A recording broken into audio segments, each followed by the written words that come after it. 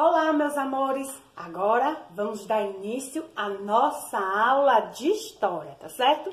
Vamos pedir a Deus que Deus nos dê uma aula abençoada por Ele e que Ele esteja no direcionamento de todas as nossas atividades e que Ele esteja também no comando da nossa semana, do nosso dia, não é verdade?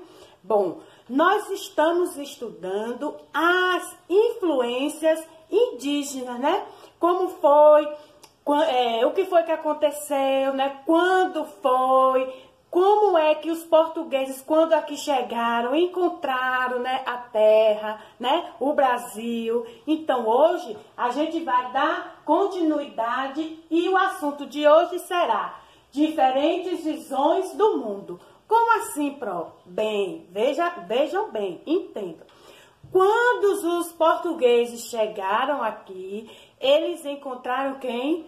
Os indígenas. Só que, um detalhe, os indígenas, eles não sabiam ler e nem escrever. Então, a gente tem essa ideia, a gente sabe como eram os indígenas pela visão dos portugueses, porque eles foram quem escreveram a história, eles foram quem fizeram os relatos, quem fizeram as gravuras. Então, a gente tem essa ideia através do olhar dos portugueses, como tem aqui no assunto do livro de vocês, na página 29. Então, o primeiro contato dos povos indígenas foram com os portugueses. Então, os portugueses que relataram como eram os indígenas quando eles aqui chegaram.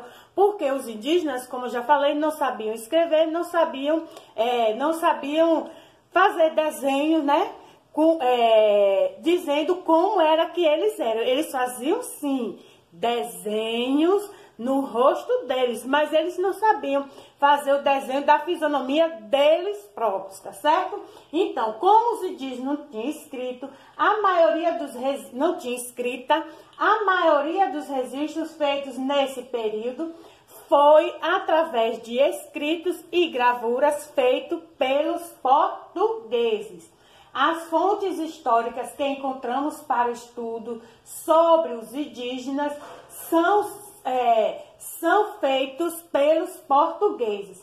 É sempre importante lembrar que toda fonte histórica representa a visão do mundo de quem a produziu. Então, a gente tem que valorizar essas pessoas que escreveram, que desenharam, que deixaram esses relatos para que nós pudéssemos termos ideia de como era o nosso Brasil quando eles aqui chegaram. Porque se eles também não soubessem escrever, a gente não ia ter nem noção de como era naquele período, tá certo? A gente só ia ficar na nossa imaginação. E aí eu pergunto a vocês, será que nós sofremos influências indígenas, como tem aqui, como tem no livro de vocês? Os indígenas deixaram também muita cultura, muitos costumes. Vamos ver quais foram eles? Muitos hábitos indígenas, eles são incorporados até hoje pelo povo brasileiro. A gente também, até hoje, ainda vive os costumes de alguns indígenas. A exemplo disso, nós, brasileiros, temos o hábito de utilizarmos a mandioca, seja ela cozida ou seja ela feita em farinha, né? Esse hábito, quem utilizavam eram os indígenas. Eles pegavam a mandioca, cozinhavam, ou então ralavam e faziam a farinha, ou então faziam beiju. Quem conhece beiju? Eu mesmo amo beiju. Então, esse tipo de comida, quem utilizava eram os indígenas, não eram os portugueses, e sim os indígenas. Outra fonte alimentar também que os indígenas utilizavam e que nós adotamos para a nossa vida é a batata, né? É o milho, porque os indígenas não utilizavam coisas industriais. Eles utilizavam o quê? Produtos retirados de onde? Da própria natureza. Até hoje, muitos ainda utilizam isso, eles se alimentam com isso, tá certo? E hoje esses alimentos fazem parte da nossa alimentação. Claro que muitos vão fazendo suas adaptações, mas quem trouxe essa fonte de alimento foi os indígenas.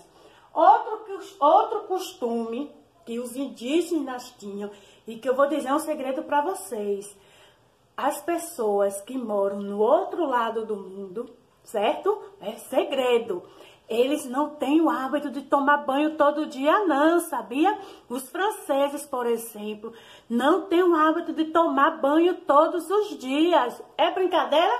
Esse hábito tão prazeroso, né, que nós temos, foram herança dos indígenas. Os indígenas é que tinham esse hábito de tomar banho todos os dias.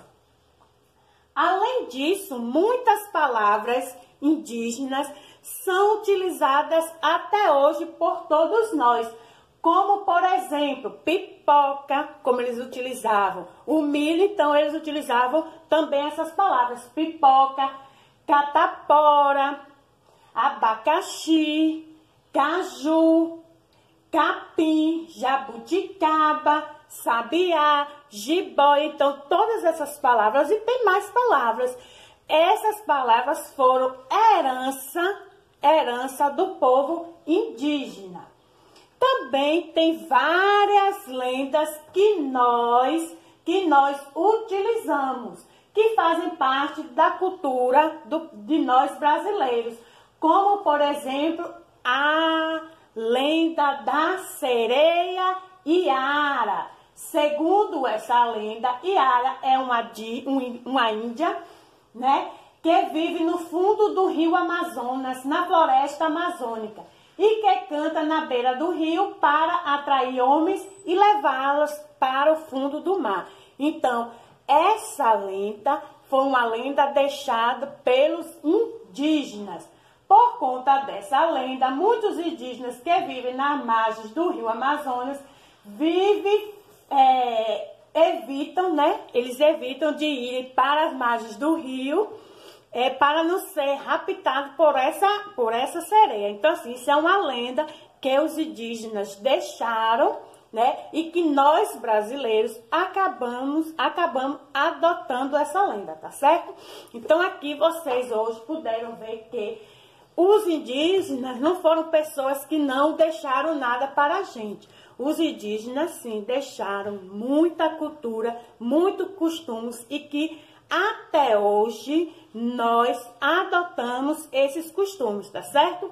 Então, hoje vocês puderam conhecer mais um pouquinho da nossa história. Então, a nossa atividade vai estar na página 29. Vocês vão reler esse textozinho e responder. Só são apenas 2 questões. Na página 30, aqui tem um enigma, tem os símbolos e vocês vão preencher de acordo com cada símbolo. E na página 31, onde vocês também vão ler esse textozinho que fala um pouco sobre os indígenas e aí irão responder. Vocês vão responder essa atividade, vai fazer o quê? Postar lá no privado da Pro, tá certo? Estou aguardando. Tchau, meus amores!